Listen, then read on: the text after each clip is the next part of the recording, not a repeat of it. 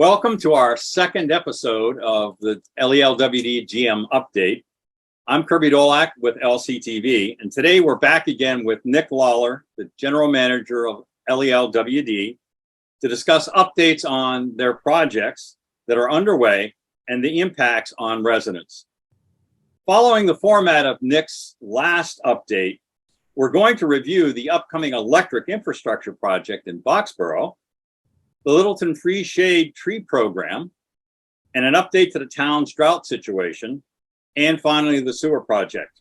Oh yes, and one more thing.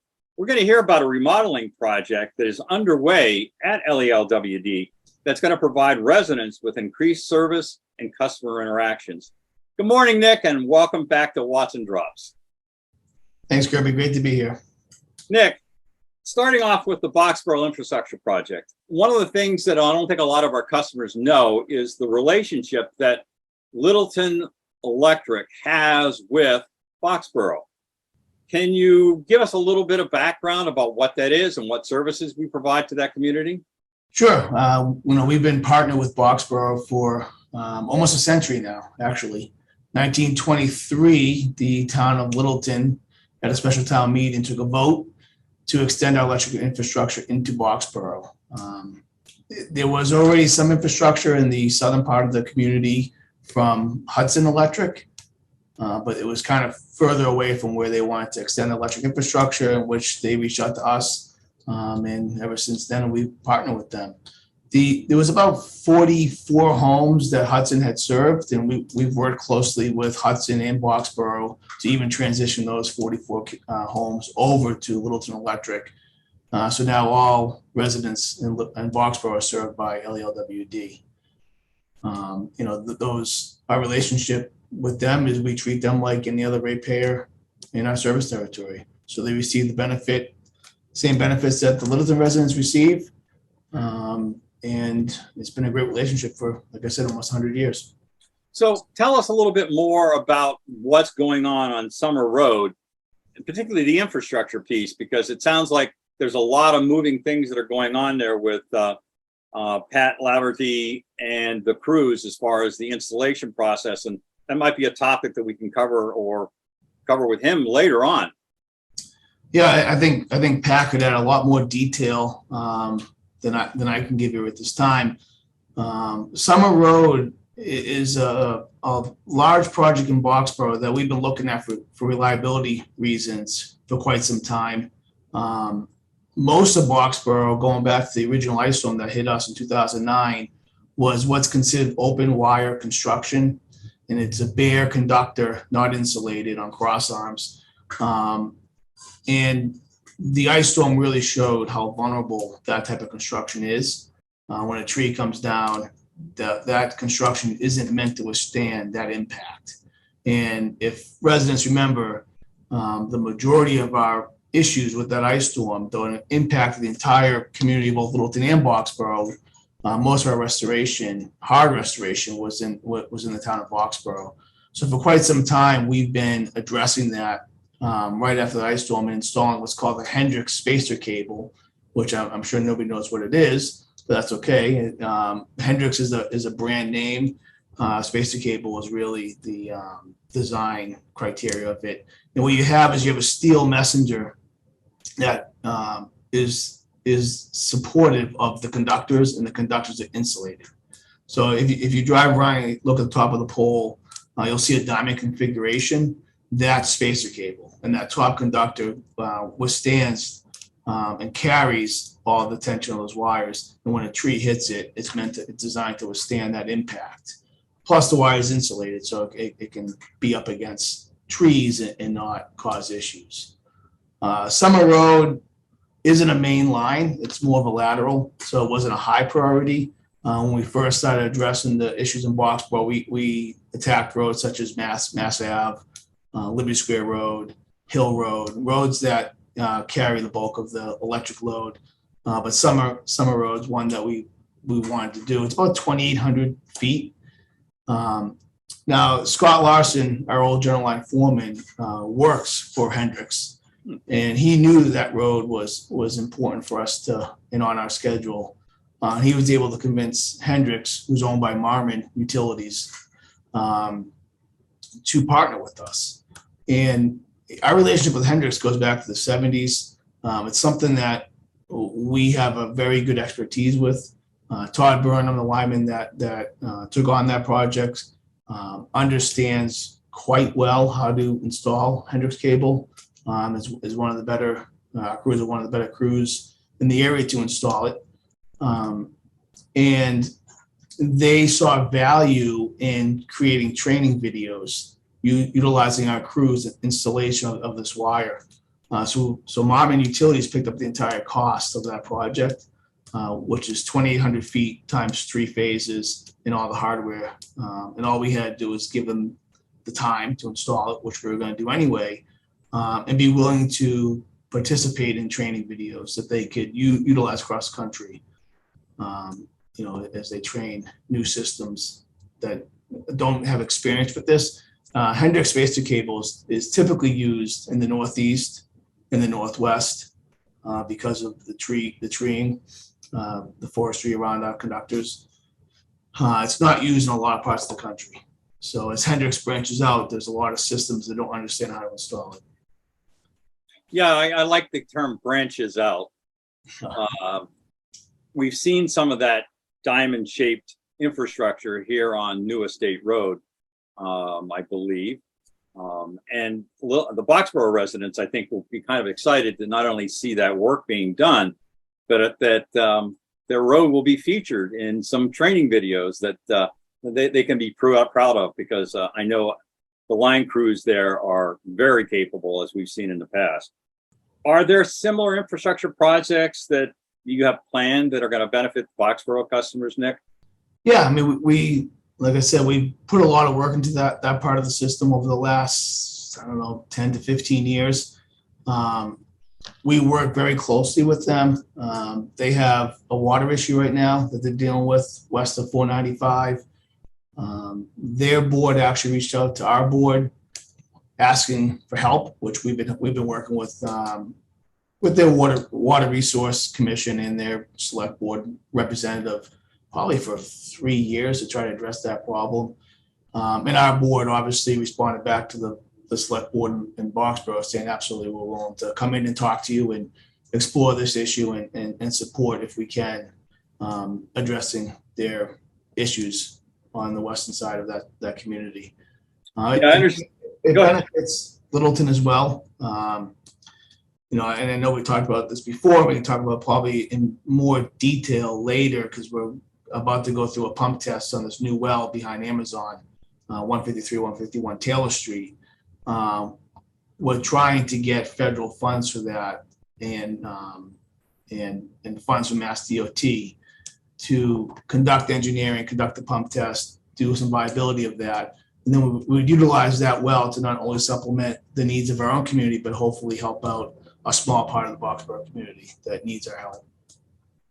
Okay, so I want to make certain I'm understanding this properly. The well that's on the other side of the Amazon property that Amazon has given to Littleton, got a well that's strong enough not only to satisfy needs for Littleton, but also could satisfy Boxborough.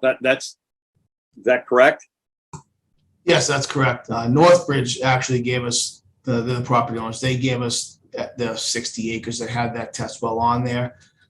We've done very preliminary tests on that, and it looks like it's capable of 600,000 gallons per day. The Boxborough need is a fraction of that. Well, we know that water is the resource of the future given the current drought situation, but we're going to talk about that item a little bit later on. I understand that Corey and Les Fox have been having conversations, which is great. That's fantastic. Are there any other issues that Light and Water is working with Boxborough on, for instance? Anything in the telecommunications environment by chance? Yeah, one of your favorite topics. Oh, yeah, it's my 5G, right.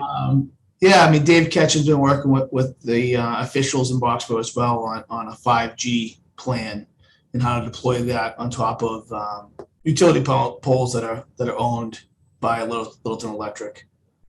So we're trying to go through a similar process that we went through in Littleton through the local planning board. And it's moving a little slower than we would like, but there's no applications in right now for a 5G installation. So we don't really need the speed until we need it.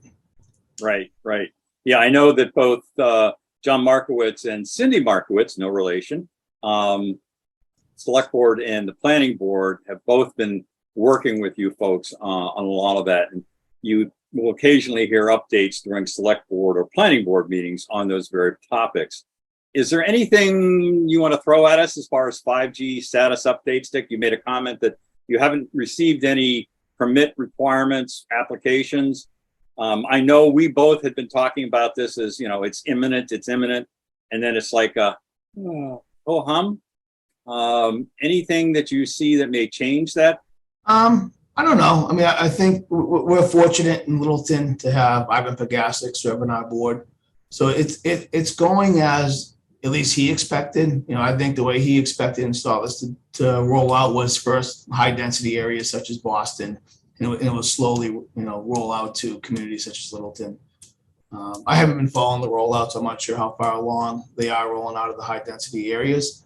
It's something that will come to Littleton and something we'll have to address, but in Littleton we're ready, and in Boxborough we're pretty close to being ready. So when that time comes, I'm confident that we'll be able to handle it. Okay, so moving along to the free shade tree program. We know from the LELWD website that trees are offered for planting by LELWD crews. The reason I know that is because I'm a recipient of True Trees a couple of years ago, and Nick, they're doing fantastic. Is this a program that you're using to educate residents about electrical savings generated by mature trees? Is this a grassroots Johnny Appleseed project? And Littleton has a shade tree committee, so I think Littleton as a community has always saw the value in planting trees. One of the things that we saw, and this goes back to the previous general manager, Scott Edwards, he wanted to formalize the program, and he wanted to make sure the plantings benefited energy conservation. This is going to be our 7th year. We've planted trees for 6 years. We planted 890 trees over those 6 years. Our goal was 1,000 trees. We won't stop the program, but that was what we were hoping to get. The first 5 years, 4 to 5 years, we had significant plantings. It's kind of dwindled down over the I think last year it was less than usual. And this year, I think we only have 41 trees spoken for. So if anyone's watching this and wants free shade trees, please go to our website. The tree plantings are done the first week in October, which is Public Power Week. So it's part of our way. That's a national Public Power Week. We try to celebrate all the great things that public power brings and allows the community such as Littleton, all the great things that our staff do and believe in as part of our core mission. So that's when we do the plantings. They're done by volunteers of Light and Water, and typically we get lots of people that are volunteering to help out the community. The 890 trees roughly save, if planted right, if mature, which these trees aren't mature yet. It takes probably 10 to 15 years to get a mature tree. Save roughly 100 to 250 kilowatt hours a year. It adds up, and 890 trees, by my math, which is hopefully right, saves the energy to offset about 17 homes. It does make an impact. Besides that, it also consumes carbon dioxide, which that's obviously something that's, people are trying to figure out ways from a technology standpoint to consume it, and trees themselves do, and then they produce oxygen as a byproduct of that. There's lots of benefits to it. There's obviously the wildlife benefit to it as well. So it's a program that's been highly successful, and one that we look forward to continuing for a long time. Moving along to the drought situation, give us an update, some status, where we are with the level of the drought, any historical precedent as far as what we're doing. And then I understand there were some questions that came from some residents. Sure. This has been great, huh? Yeah, right. Yeah. So it's been declared a level 3 critical drought for our region. We've been in drought some form of level of drought for quite some time now. We're down 10 inches of precipitation going back to March. So we're down quite a bit. The storms that we have received, we'll take them, but they're not really beneficial to the water system. Obviously, longer, sustained, slower storms help more. It saturates the ground better, gets into the ground. It's not runoff, and it returns to the aquifer in a better way. But at this point, we'll take whatever we get. These storms are giving a little relief to our staff, not much. Staff's been fantastic. The fact that they can keep the system running, a modified system, because keep in mind, Spec Pond is running at less than capacity. We got that temporary transmission main tie in Beaverbrook, construction at Wickham Ave. Fantastic. We're blessed to have a water department that doesn't get stressed easy and can handle a level 3 drought in the situation that we're in today. So where are we with regards to the groundwater level, Nick? I mean, this drought obviously is impacting, we lost our gardens, we've lost our yards, but what does this do to the aquifer levels? I mean, does it literally go down that much? But since we don't get 10 inches of rain, it means it's gone down 10 inches in the aquifer. Can you give me a rough idea how that works? Yeah, I don't know how much we're down as far as the aquifer level. That depends on withdrawal rate. So how hard we're pumping will suck the aquifer down, which is why it's imperative for us to stop unnecessary forms of water use, such as we put the outdoor watering ban on, which I know is a tough decision to make for a community, but our sole purpose or our biggest purpose is to provide clean drinking water to residences and commercial customers. If we were to allow everyone to irrigate during a time like this, it could put a huge strain on the wells, which then would lead to wells going dry, which we don't want. Now we follow the Mass DEP permit. We have a withdrawal permit from Mass DEP, so it's a very scientific approach as to when they declare certain levels of a drought. In the permit, it tells you basically how to react, whether it's 1 day of watering, 2 days of watering, or no watering at all. And I think the questions you're referring to tie back more to the athletic fields, which we received obviously a lot of calls about that. We work very closely with the town administrator and the DPW. They've been a great partner to work with, and they've shut down the watering of those fields to help with drought management. The Mass DEP withdrawal permit does not mandate that we do that. So that was a voluntary move by Anthony Onsaldi and Steve Yarnley to make sure that they were respectful of really what we need to do as a water department. So they're setting a great example then. Yeah, they've always been very receptive to our calls and understand the mission that we all have as town leaders. I think that hits it on the head. Obviously, there were folks who were like, well, you're telling me I can't water, but then I see this large watering process going on at the fields. Now, we both know that in the past, there was a large initiative to replant, reseed, regrow, and that has cost associated with it. We know that. So there's definitely has to be a balance routine between the drought situation and what the costs are overall. But when you have to look at how much water gets consumed by a household, and you're looking at it coming out of a water cannon at what rate, it's kind of hard to say, well, how do those two pieces fit together? So I appreciate the explanation of what and how you get told to do things, and that the town is being respectful of those things as well. So that's fantastic. Thank you. Yeah, that's the balancing act they have. I believe the DEP is silent on athletic fields and parks because those should have access to all residents.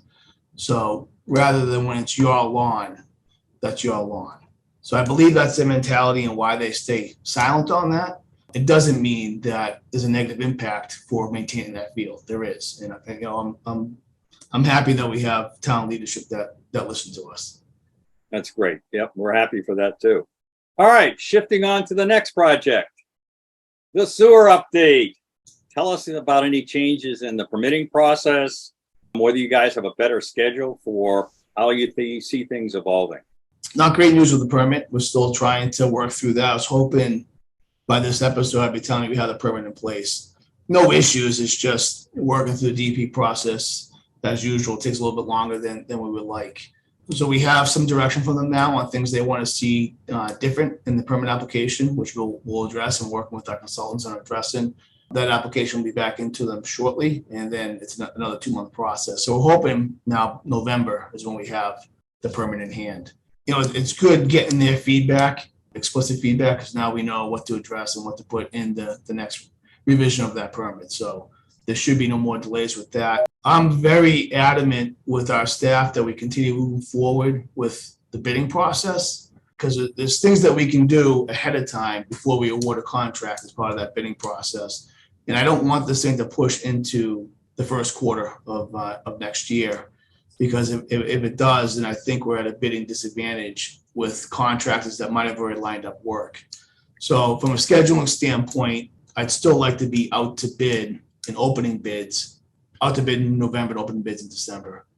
So that way we're ready to go early December. So we have our contractor, lined up, the work's lined up, and we're really just waiting on that permit, which we should have by the time we open those bids. Again, I'm not certain what LELWD company's plans and dates are, but it sounds to me like your aggressiveness is a great sign to them that, please move ahead. Let's get things rolling here, because town's definitely hoping for the best in that environment. Yep, that's correct. Let's shift back to the home front here in a little bit. I understand there's a remodel going on in your front area, and it's being led by a new member of your team, Chris Osterman. So tell us what's going on, why it's being done, and why Chris was kind of a unique fit for the position, but also for this renovation itself. Yeah. Again, it's a project that we've probably been contemplating for a few years now, just to improve efficiencies of the office. A lot of that was built, the building was built in 2000, 2001. So that office is going on 20, 22 years. Over the original design, personnel has changed, functions have changed. Listening to the current front office, who does a tremendous job for the community, there was some desires to reshuffle a little bit and make it a more friendly home. You'll see, hopefully you'll see when you come in to visit for the office staff that does a great job handling and dealing with our customers and making sure that the customers are happy with the product that we're putting forward. Chris joined us earlier this year. Has been a fantastic hire. He's a local Littleton resident, which is always great when we can hire from within our own community. I can't imagine doing this project with anybody else. His attitude is incredible. Him and John Lanciani, who's one of our longest tenured employees, have taken it on. It's coming out great. It's ahead of schedule, below budget. They've done a lot of work themselves. We've been able to help out the town with the remodel as well. All the office furniture and cubicles that we didn't need, we were able to give to Ed Mullen in the land use department that he could repurpose in the old library, which is really a double benefit. So rather than us paying to get rid of it, we declared a surplus, and then he can use it for the needs of that department. It shows the partnership between the town and LELWD, the true benefits that we both can receive from each other. Excellent. I know Chris really has a long commute too. Real long, yeah. Yeah, like me. Yeah, you can walk here. You've kind of alluded to a lot of future topics here, Nick, that I'm kind of excited to not only talk to you about, but Corey, and get down to take a look at where we are with that renovation project. All great updates to your environment, your office. And I think that the folks in Boxborough and Littleton will appreciate these high-level updates. And then once we get back to Corey, then we can drill down to the other items. I'm looking forward to an update on the water treatment plant, because each time I drive across the Boxborough, I see a little bit more done, a little bit less scaffolding, that sort of thing. So it's an exciting time for your department. I can't thank you guys enough. Well, thanks, Kirby. All right. So until the next time we have the chance to talk with Nick Lawler about his fine department and the projects that they're working on, have a good day, and thank you.